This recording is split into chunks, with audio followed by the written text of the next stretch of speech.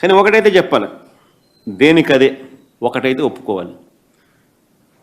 చంద్రబాబు నాయుడు గారు నిజంగా కొన్ని చేశాడు, దేనికి మనం ఒప్పుకోవాల్సిందే కదా. కొన్ని అయితే చేసినాడు, దేనికి మనం చెప్పాలి. చెప్పకపోతే అది కూడా తప్పైపోతుంది కదా. 15,000 కోట్ల రూపాయల కరెంటు ఛార్జీల బాధుడు చేసినాడు, ఒప్పుకోవాలి కదా మనం కూడా. 15,000 కోట్ల రూపాయల సంవత్సరంలో కరెంటు బాధుడే బాధుడు చేసినాడు. గవర్నమెంట్ స్కూళ్ళు కాలేజీలను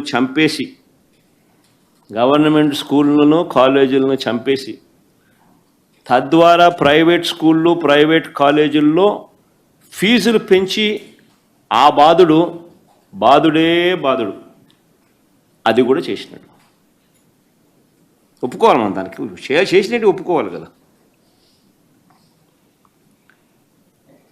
అన్ని పన్నులు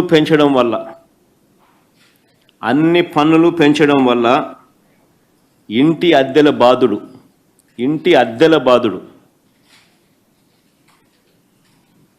బాధుడే బాధుడు ఇది కూడా ఒప్పుకోవాలి, చేసినాడు కదా. హెరిటేజ్ కోసం అమలును చంపేసి పాల రేట్ల బాధుడే బాధుడు ఇది కూడా ఒప్పుకోవాలి, చేసినాడు కదా. ఇది కూడా ఇంటింటికి రేషన్ అందించే వాహనాలు తీసేసి ఆ రేషన్ ద్వారా సబ్సిడీకే కందిపప్పు ఇచ్చే కార్యక్రమం కూడా మానేసినాడు. ఆ బాధుడు కూడా ఒప్పుకోవాలి. ఇంతకుముందు కందిపప్పులు రేషన్ 25% తక్కువ డిస్కౌంట్తో వచ్చాయి. ఇంటింటికి రేషన్ అందించే వాహనాలు తీసేశాడు. ఆ రేషన్ ద్వారా అందించే పప్పులు లాంటివి ఆపేయడం వల్ల పప్పుల ధరలు బాధుడే బాధుడు అవి కూడా చేశాడు, అవి కూడా ఒప్పుకోవాలి. ఇలా అన్ని రకాలుగా బాధుడే బాధుడు కార్యక్రమానికి మొదలుపెట్టాడు. ఈ సంవత్సర కాలంలో ఏకంగా ఈయన తీసేసిన ఉద్యోగాలు ఎన్నో తెలుసా? 3 లక్షల పైచులకు ఉద్యోగాలు తీసేశాడు. కొత్త ఉద్యోగాలు ఇవ్వడం కదా దేవుడు ఎరుగు, ఉన్న ఉద్యోగాలు దాదాపుగా 3 లక్షల పైచులకు ఉద్యోగాలు పోయాయి. 2,60,000 వాలంటీర్ల ఉద్యోగాలు హూష్కాకి. ఈ రేషన్ బండ్లు నడిపేవాళ్ళు, వాళ్ళకొక హెల్పరు, బండి డ్రైవరు, 9,200 బండ్లు, ఓ డ్రైవరు, ఒక హెల్పరు, ఒక 20,000 ఉద్యోగాలు హూష్కాకి. ఈ మొబైల్ డిస్పెన్సింగ్ యూనిట్లో పనిచేస్తూ ఉన్న ఈ డ్రైవర్లు, ఈ హెల్పర్లు, ఎండియూలు, ఒక 20,000 ఉద్యోగాలు హూష్కాకి. బ్రేవరేజెస్ కార్పొరేషన్లో పనిచేస్తూ ఉన్న మరో 15,000 మంది అవుట్సోర్సింగ్ ఎంప్లాయీస్, వాళ్ళు హూష్కాకి. ఇంకా ఫీల్డ్ అసిస్టెంట్లు, వాళ్ళు ఇల్లు నేను చెప్పాల్సిన పనులు అన్నీ కలుపుకుంటే 3 లక్షల పైచులకే ఉద్యోగాలు హూష్కాకి ఈయన వచ్చిన తర్వాత.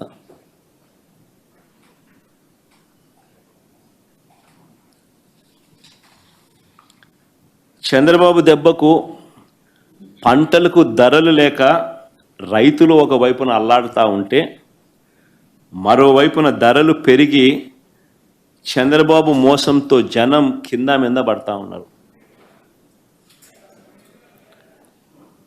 ఒకవైపున ప్రజల పరిస్థితి ఈ మాదిరిగా ఉంటే, రెండో వైపున గవర్నమెంట్ ఉద్యోగస్తులకు ఏమైనా మేలు జరిగిందా అంటే అది లేదు, అది శూన్యమే.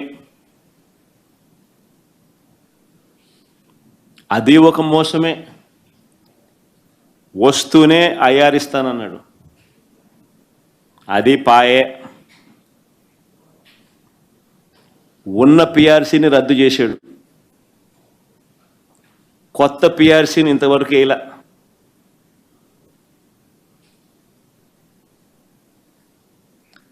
కొత్తది త్వరగా వేస్తే త్వరగా ఉద్యోగస్తుల జీతాలు పెంచాల్సి వస్తుంది అని చెప్పి వాళ్ళని అట్టా పొడిచా,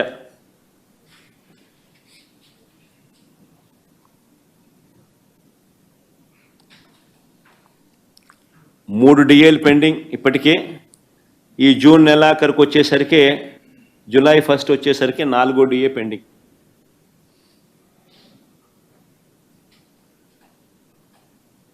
నాలుగు డిఏలు పెండింగ్ ఈ జూలై 1వ తారీఖు వచ్చేసరికి. వైఎస్ఆర్సీపీ ప్రభుత్వంలో మనం ఎంప్లాయీస్కు మంచి చేస్తూ ఎన్పిఎస్ను తీసేసి గ్యారంటీడ్ పెన్షన్ స్కీమ్ తీసుకొని వచ్చి మనం ఎంప్లాయీస్కి మంచి చేస్తే దానిని తీసి ఓపీఎస్ తీసుకొస్తానన్నాడు. అక్కడ వెన్నుపోటు పొడిచా.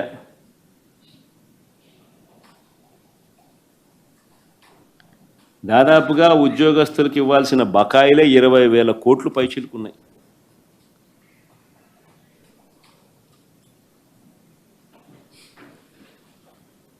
ఎవరైనా అడిగితే తోకలు కత్తిరిస్తా అంటాడు, భూస్థాపితం చేస్తామంటాడు.